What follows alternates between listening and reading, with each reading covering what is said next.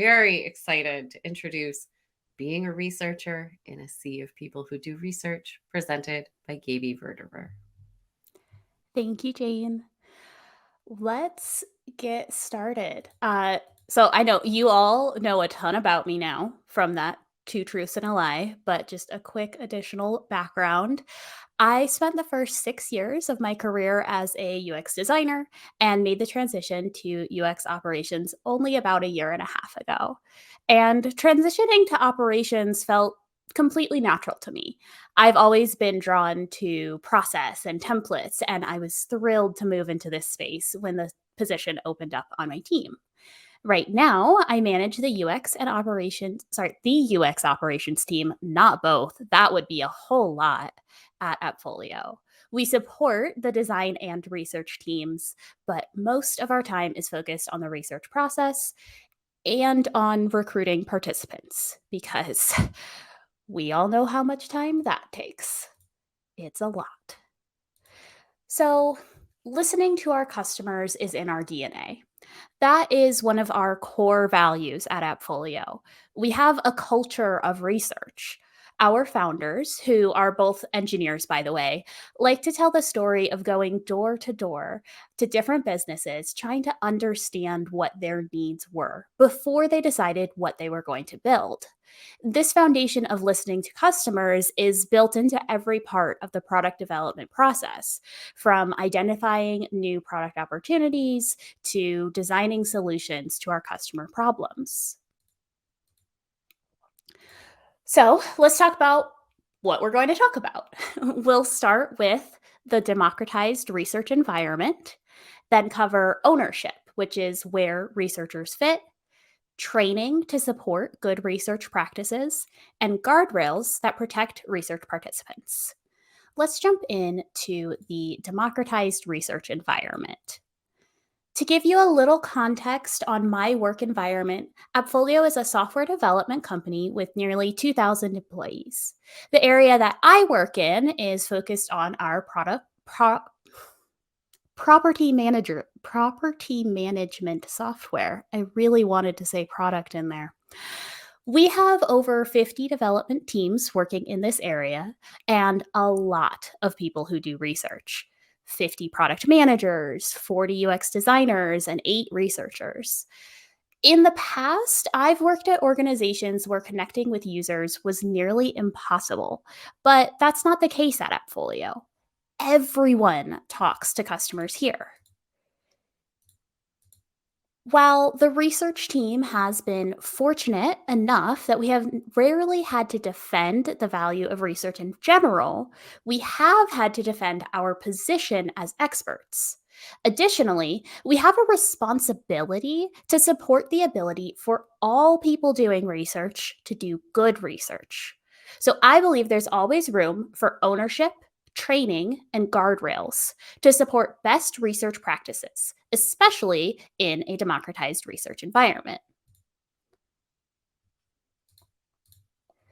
Since AppFolio's founding in 2006, understanding our customers has been the heart of the development process, which means that everyone has been involved in user research.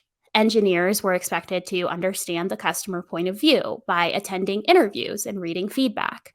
Designers and product managers were running calls or physically visiting the offices of current and potential customers. With that foundation in place, it took a while before the need for a dedicated research practice really emerged. The first UX designer didn't join until 2010.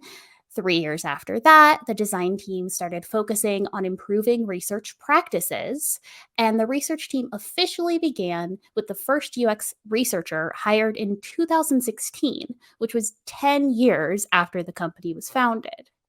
But now, the voice of our customers is still what drives our product development, making sure that we're building the right features for our current and future customers.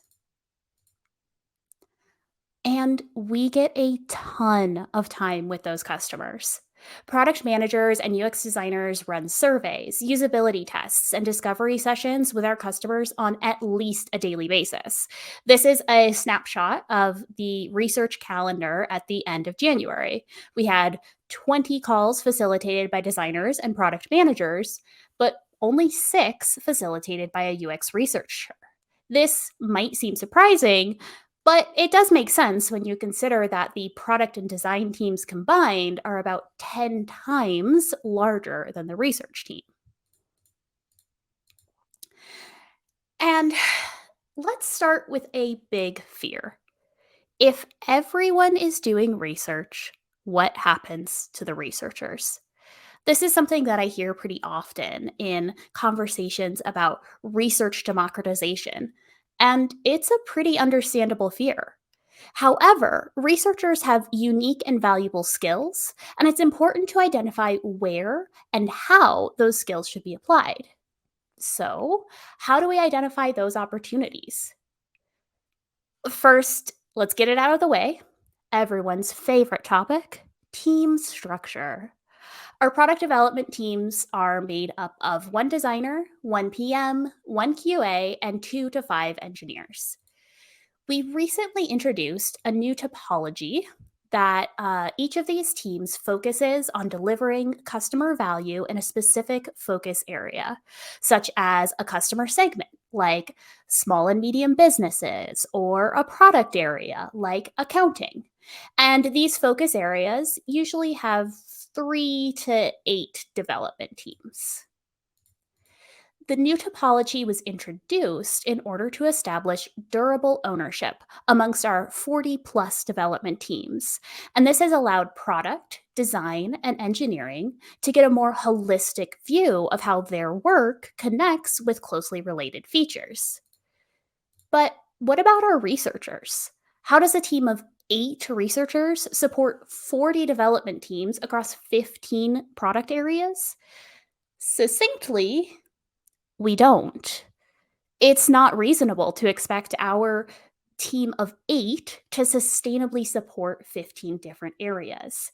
Instead, we identified the areas with the most uncertainty, the areas where dedicated research resources will have the greatest impact on customer outcomes. Our current topology is fairly new, but our UX researchers have been hard at work planning for this year and establishing expertise in their respective focus areas.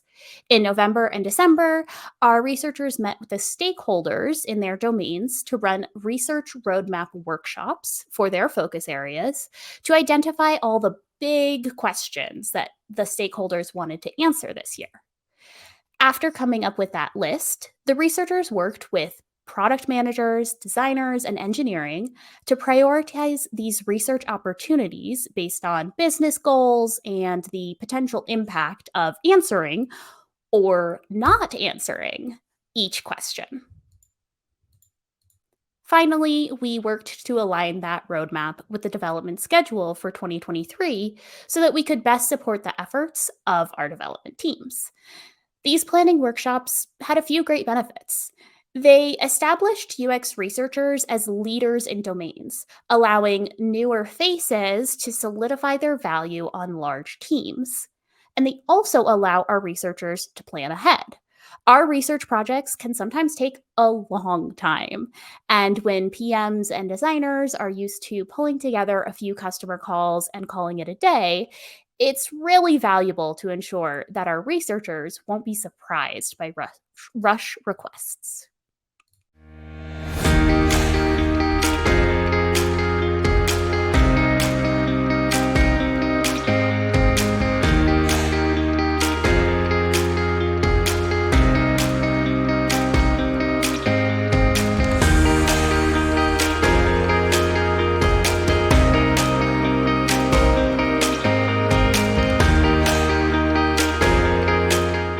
PMs and designers are often focused on very tactical research methods to understand the best approach on a feature we already know we're planning to build.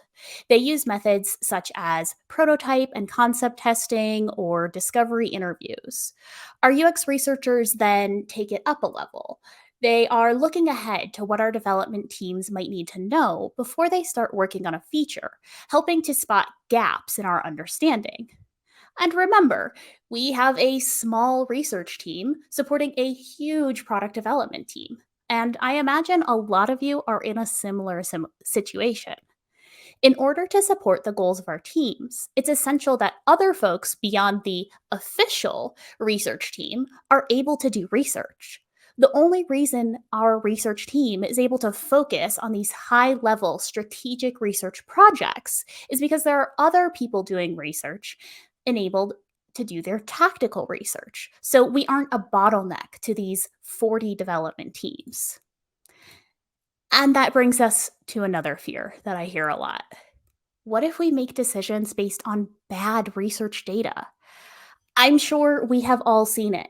Leading questions, forcing data to fit a hypothesis. Sometimes I see surveys out in the wild that are enough to make me cringe. Such as this wonderful survey question inspired by a poll on a political ad I saw once. On a scale of 1 to 5, how amazing is this talk? Is it decent? Good? Great? Fantastic? Is it the best talk you have ever heard? Unfortunately, I don't have a screenshot of that original poll, but I promise you the question was at least this biased. And while I do hope that you all think this talk is at least decent, and I'm sure we'd all love to be able to report fantastic results on our surveys, we don't want this sort of biased survey to go out. In democratized research environments, it's important to establish quality standards, and we do this through training and consultation. Training starts with onboarding.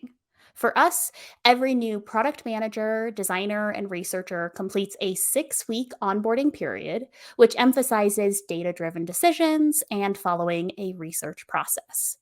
Regardless of how long your onboarding process is, I'm sure you can fit in a little introduction to research, even if it's just scheduling a one-on-one with a researcher to talk about how research works at your organization. Internal classes are another great way to instill research habits. My team runs a Survey 101 class every 2 months so that anyone can learn about survey question types, common pitfalls, and best practices. And I will admit, this is an area that we're looking to expand. We'd like to move into teaching more about advanced survey design, analysis techniques, and coaching on interview skills.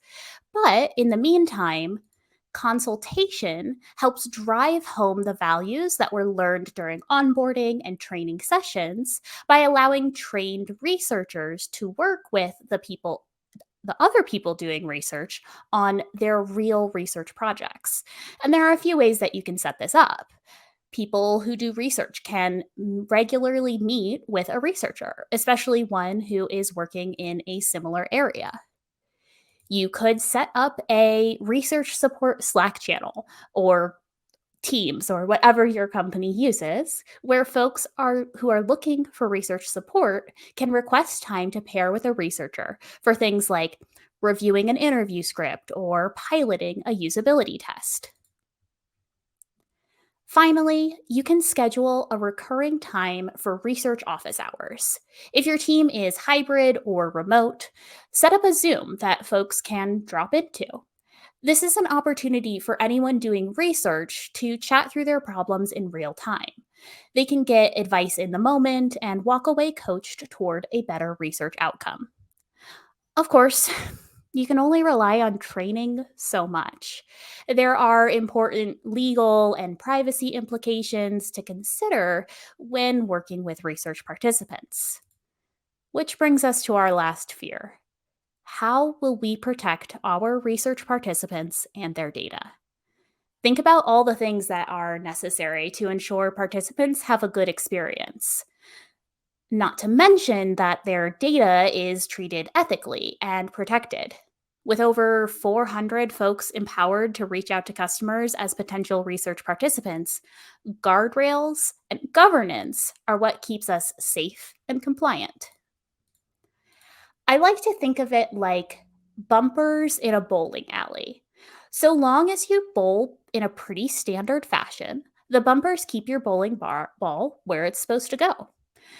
And you can do that with things like consent forms, protecting against oversampling, limiting the number of emails that can be sent per day, restricting access to high value customers. But guardrails aren't perfect. They rely on people doing research to do their best to follow the rules. And even then, they might fail. Like this one time when I was a kid and I somehow managed to throw the bowling ball into the air and it came crashing down and knocked the bumper beneath the lane. And everybody just sat there and stared at me while we waited for somebody to fix it. Or, in a more relevant example, we have one customer who has requested that their employees not be contacted for research. They're a pretty big company and they find this sort of outreach to be disruptive. So, our customer success team recently requested that no one from the product or research teams reach out directly to this company.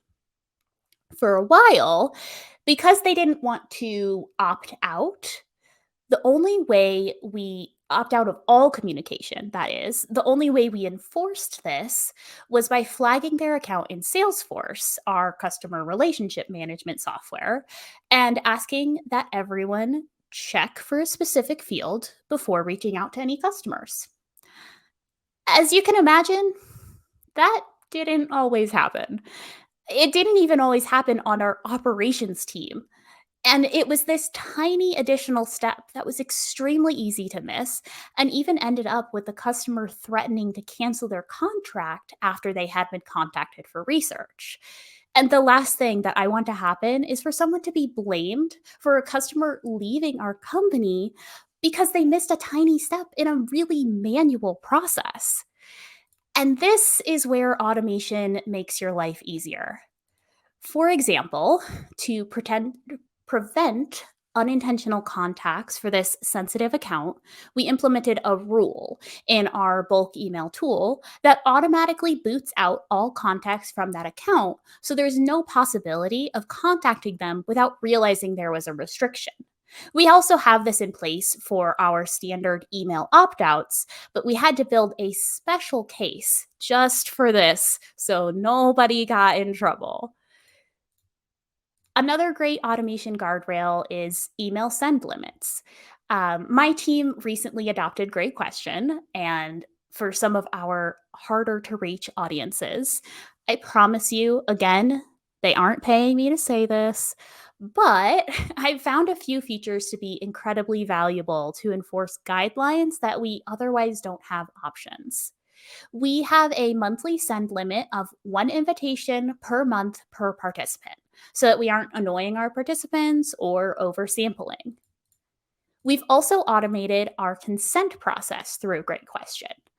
Our old process required creating a unique email, a unique URL for every participant, and then copying and pasting that URL into the calendar event so that the customer would sign before they could be invited into the Zoom. It was a lot of work. Now, consent forms are automatically included in every research event with no additional work from the person doing the research. These changes did require some effort from our ops team, but they've increased our compliance and decreased the number of steps people who are doing research need to remember when they're reaching out to potential participants. Unfortunately, not everything can be automated, but when you can't automate, simplify. People doing research have a lot going on, especially when research isn't their primary responsibility. Simplifying the guidelines will make it much less likely for an individual to step over to the other bowling lane and avoid the rules entirely. So, in the end, I'm here to say that democratization of research doesn't have to be scary. Instead, you can take ownership of research and embrace democratization. Research can happen at every level, and it doesn't mean UX researchers will lose their place. Identify a process for UX researchers to establish themselves as a leader in their space. Embed training into the onboarding process for all people doing research in your organization and encourage consultation to level up good research practices. Establish guardrails. Automate those as much as possible, especially for compliance and privacy processes. And for anything that can't be automated, simplify processes so that folks are less likely to avoid them. When I arrived at AppFolio 4 years ago, it was so exciting to see everyone doing research, but it was also kind of intimidating. Our research team was still young then, and I've watched these pillars of ownership, training, and guardrails allow our research team to establish themselves as an essential strategic partner to all people who do research in our product development teams. So, I hope that you can take these lessons with you to remove the fear so that you can swim confidently in a sea of people who do research.